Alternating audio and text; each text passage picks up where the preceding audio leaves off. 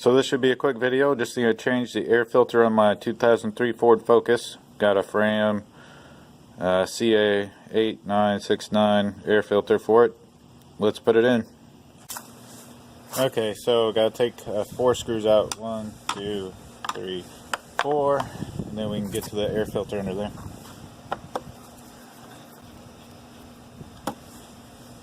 Okay.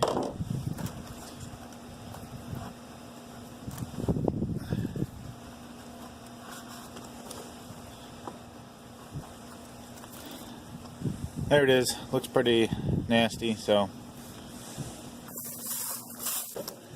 Alright, here's a new one. Can only really go in one way.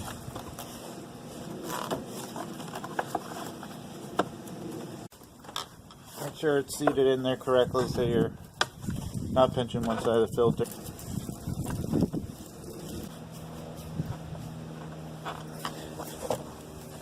Alright, just make sure you screw it down hand tight and you're good to go.